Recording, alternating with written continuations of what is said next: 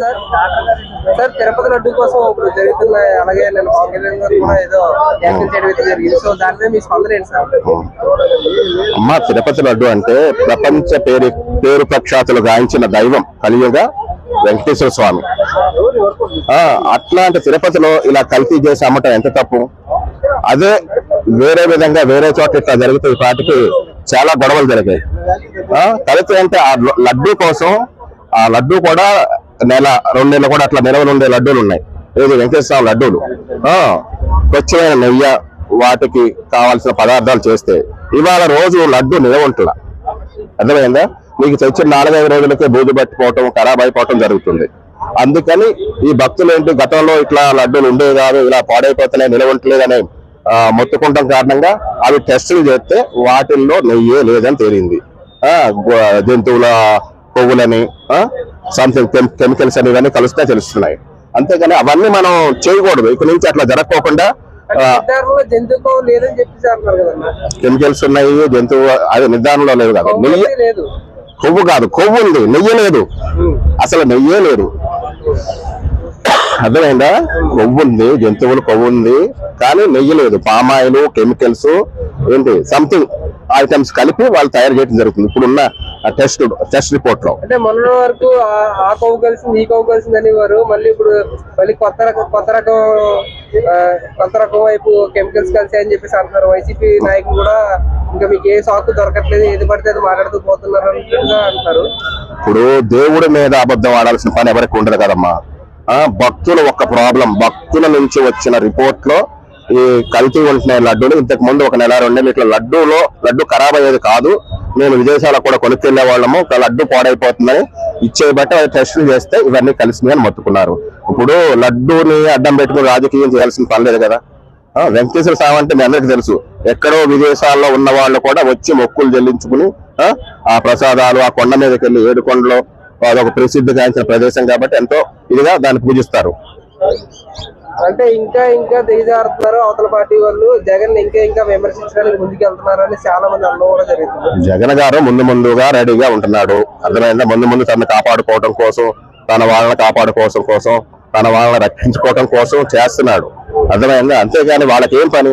ఇప్పుడు లడ్డూ విషయంలో ఇప్పుడు వాళ్ళే అంటున్నారు. ఇప్పుడు ఆల్రెడీ ఆయన పేరు ఎవరో ఉన్నారు, వాళ్ళే అంటున్నారు కల్తీ జరిగింది కానీ నెయ్యి లేదు. ఇంతకు ముందు నెయ్యిలో కల్తీ జరిగింది అన్నారు, ఇప్పుడేమో నెయ్యిలో లేదు, నెయ్యే లేదు. దాంట్లో కొవ్వు పదార్థాలతో, పామాయిల్ తో, కెమికల్స్ తో తయారు చేసి అంటున్నారు. ఇంకోటి ఏంటంటే ఎందుకంటే నేను పరాయి మతాన్ని కించపరచలేదు, ఎవరైనా ఒకటే, భక్తి కోసం దేవుడు ఎవరైనా ఒకటే. కానీ సనాతన ధర్మాన్ని మనం కాపాడుకోవాలి, హిందూ ధర్మాన్ని కాపాడుకోవాలి. ఏకైక హిందూ దేశం భారతదేశం. అర్థమైందా? ఇంకోటి లడ్డూ విషయం మనం మాట్లాడుకుంటున్నాం.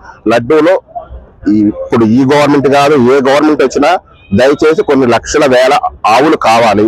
ఆ ఆవులను కూడా ఒక చోట చేర్చి దేవాలయం ట్రస్ట్ తరఫున అక్కడి నుంచి నెయ్యి తీసి లడ్డు తయారు చేసే విధంగా చేయాలి. అది ప్రత్యేకమైన ఇది. అలా చేస్తే అందరికీ ప్రాబ్లం ఉండదు. అంతేగాని దీన్ని అడ్డం పెట్టుకుని అంబటి రాంబాబుని, కాపు టైగర్ రాంబాబు, లయన్ సింహం జగన్ రెడ్డి ఇలాంటివి తీసుకురాకండి. కులాలను తీసుకురావద్దు. అర్థమైందా? మతాలను కించపరచవద్దు. ఆ రోజుల్లో రాజశేఖర రెడ్డి గారు కూడా అన్నాడు, ఏదో 7 కొండలు ఎందుకు, వెంకటేశ్వర స్వామికి 5 కొండలు అన్నాడు. ఏమైంది తెలుసు. అలా అనొద్దు. అర్థమైందా? వేరే కొండల మీద వేరే మతస్థుల ప్రచారాలు, వేరే వ్యవహారాలు చేశారు. అలా చేయొద్దు. ఏది గుణదల్లో ఉంది. ఇప్పుడు గుణదల కొండ నేను ఎక్కుతా, గుణదల్లో మేరీ మాత కొండ, అక్కడికి వెళ్ళి నేను స్టోరీస్ రాసుకునేవాడిని. నాకు ఇష్టమే. కానీ ఏంటంటే ఒక మతాన్ని కించపరిచి, ఒక మతాన్ని అవమానించి, ఒక మతం లడ్డు విషయంలో గానీ ఇలాంటి కాడ వ్యవహారాలు చేయొద్దు. తప్పది ఎవరైనా సరే. హిందూ దేశం అన్నారు కదా, ఇండియా హిందూ దేశం. హిందూ దేశం. ముస్లిం క్రిస్టియన్లు ఏం కావాలి? దేశంలో ఉన్న క్రైస్తవులు ముస్లిం నీకు విన్నావా? పూర్తిగా విన్నావా? నువ్వు పూర్తిగా విన్నావా? ఒకప్పుడు అందరం ఇక్కడ ఉన్న వాళ్ళందరూ కూడా హిందూలే. చెప్పేది ఏం అవమానం చెప్పట్లా. ఒక నిమిషం, నేను ఫస్ట్ ఏం మాట్లాడి నీతో. ఇది ఫస్ట్ హిందూ దేశమే. భారతదేశం అంతా హిందువులే, పాకిస్తాను హిందువులే. అరబ్బికులు మన మీద యుద్ధం చేయబట్టి మనం మారాం. అర్థమైందా? అలాగే బ్రిటిష్ వాళ్ళు యుద్ధం చేయబట్టి మనం మారాం. మనలో కొంతమంది భయపడి కొంత వాళ్ళ అవాంతరాలకు చిక్కుకుని అట్లా మారాల్సి వచ్చింది.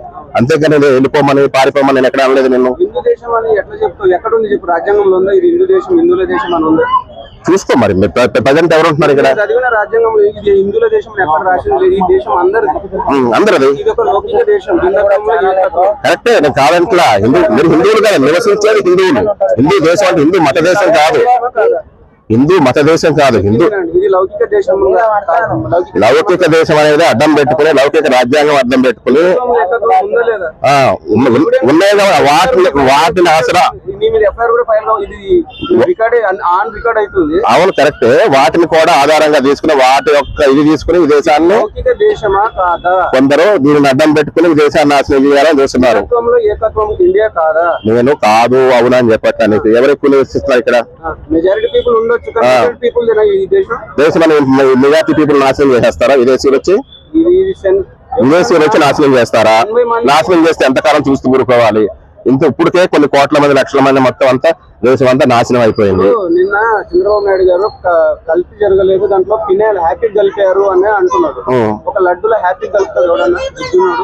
ఒక లడ్డూలో అన్ని కలపడం. లక్షల లడ్డు, అవి లక్షల లడ్డూలు, లక్షల లడ్డూలు తయారవుతాయి. లక్షల లడ్డూల్లో కెమికల్స్ కలిపారు, అర్థమైందా? పామాయిల్ కలిపారు. అది భక్తులు ఇలా అన్నారని చెప్తున్నాడు, అర్థమైందా? అది మీరు ఏం చదువుకున్నారండి చెప్పు. హ్యాపీ కలుపుతాడు ఎవడన్నా లడ్డూలా? నువ్వు ఎట్లా నమ్మి కలిపారు అని వాళ్ళు అంటున్నారండి. చిట్ రిపోర్ట్ ఇంకా ఉంది, ఇంకా జరుగుతున్నాయి డిస్కషన్స్. ఏది కమిటీ? అవును, అదంతా ఫైనల్ చేయాలి. ఏంటి ఎట్లా దీని గురించి చర్చించాలి.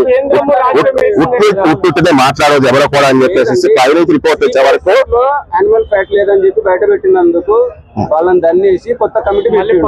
ఈ కమిటీలో అసలు ఎవరిని ఏం చెయ్యాలో ఆయన టార్గెట్, ఇది ఆయన అల్లిన కట్టుకథ. ఇది దేవుళ్ళ మీద రాజకీయం చేసినాడు సర్వనాశనం అవుతాడు. ఎవడు ఏం చేశాడు అనేది ఆ దేవుడికి అదే ఇప్పుడు వాళ్ళు అదే అంటున్నారు, పవన్ కళ్యాణ్ గారు అదే అంటున్నారు, అందరూ అదే అంటున్నారు.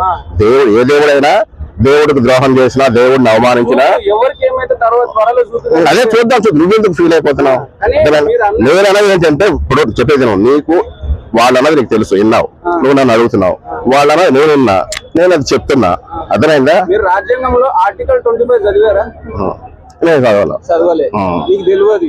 ఇప్పుడు వచ్చిన కెమెరా ఆన్ చేయగానే మైక్ పెట్టగానే ఏది పడుతుంది మాట్లాడేది. ఏం మాట్లాడానేమో? ఎవరన్నా అవమానించారా? ఎవరన్నా తిట్టానా? నేను దేవుడిని ఎవరు విమర్శించి ఎవరన్నా విమర్శించారా? అర్థమైంది. నేను చర్చికి వెళ్ళా, అర్థమైందా? చర్చిలో పూజలు చేసాం, అన్ని చేసాం, అర్థమైంది. ఇవాళ కూడా ఒక జడ్జిమెంట్ ఇచ్చింది, ఈ దేశం ఎవరి సొత్తు కాదు. అందుకే కదా ఈ దేశం సర్వనాశనం అయిపోతుంది. అందుకే